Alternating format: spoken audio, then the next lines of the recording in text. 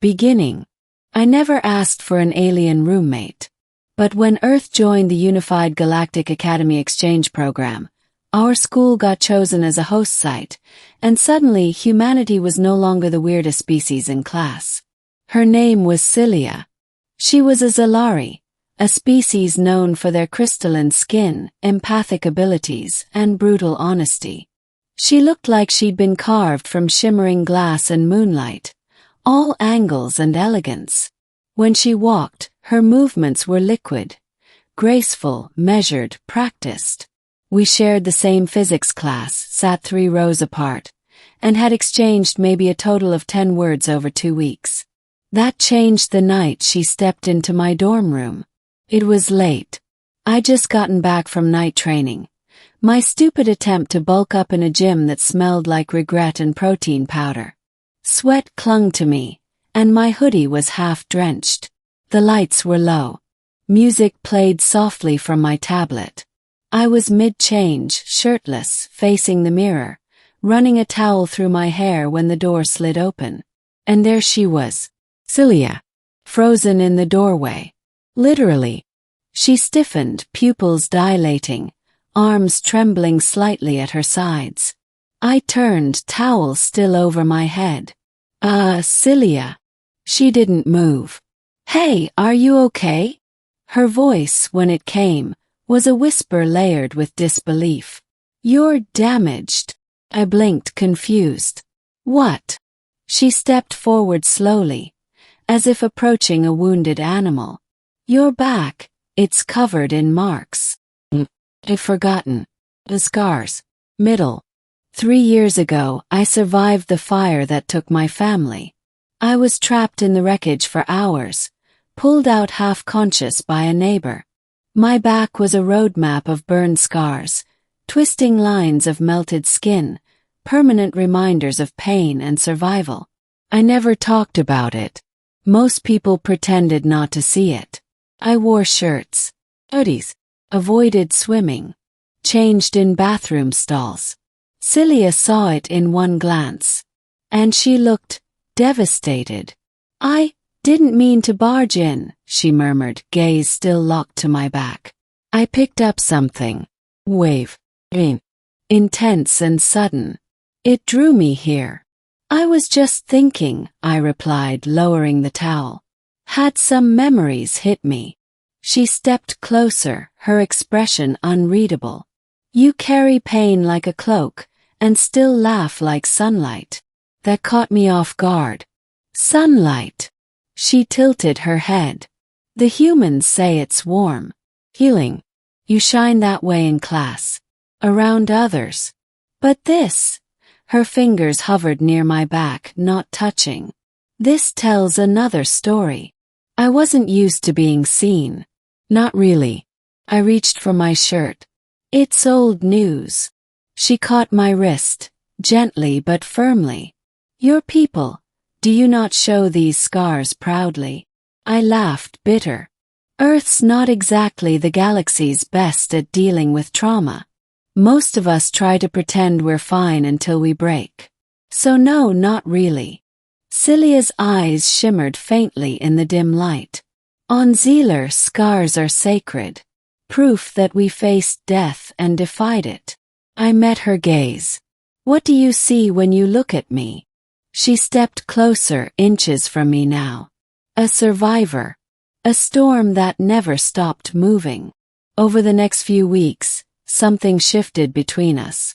We studied together. She'd ask questions about Earth culture, and I'd learn about Zalari rituals.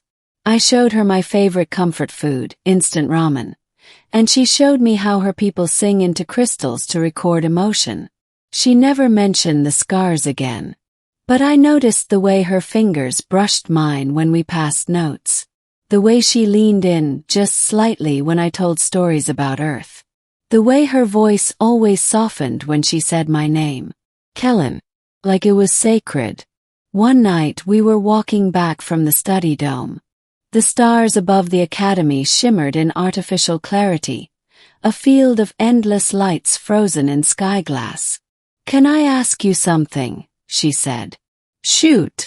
What happened the night you were burned? I hesitated.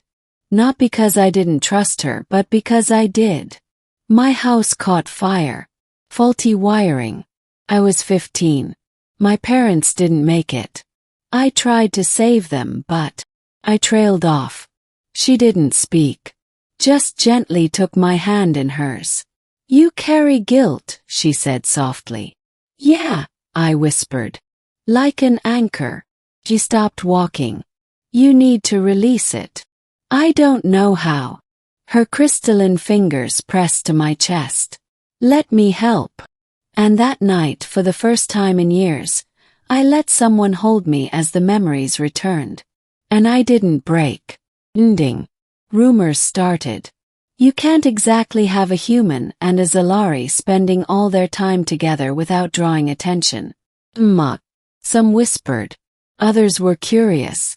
One day, a Zalari student named Vexari confronted me in the mess hall. You shame her, he said, standing tall and cold. A noble empath entwined with a scarred ape from a backward world. I stood up. Cilia appeared before I could reply, stepping between us. You will not speak of him that way, she said, voice like thunder through glass. He is more than you'll ever be. The room fell silent. Vexari sneered. He's just a human. She lifted her chin. He is my human.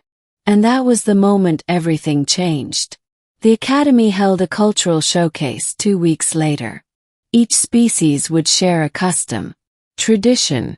Cilia volunteered us to present something together. We'll share the Zalari binding light, she said. The what now? A gesture of trust, she explained. 2 people sing into the same crystal. If the harmonics match, the bond is eternal. That sounds intense. It is. But not romantic. Not by default. It's about connection. So I agreed. The night of the showcase, we stood on the stage, side by side, before hundreds of students and staff.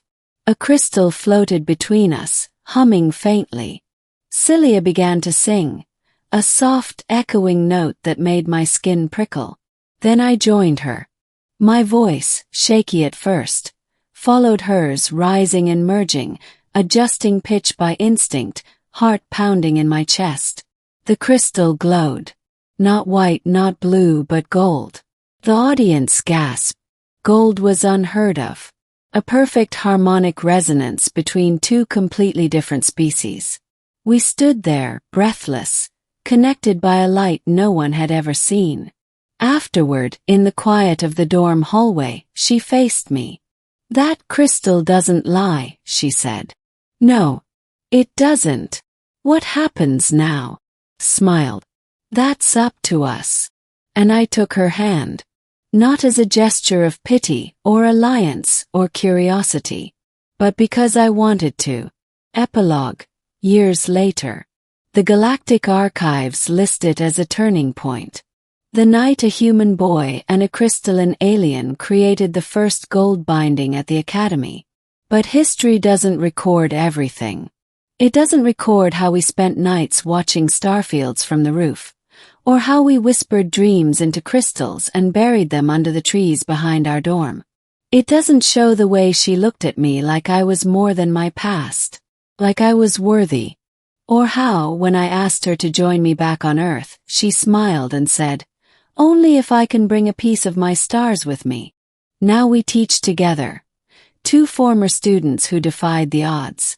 They called us impossible, but we showed them what possibility looks like. Starts with 1 step, 1 spark, 1 alien classmate who walked into your room and saw not the scars, but the soul beneath.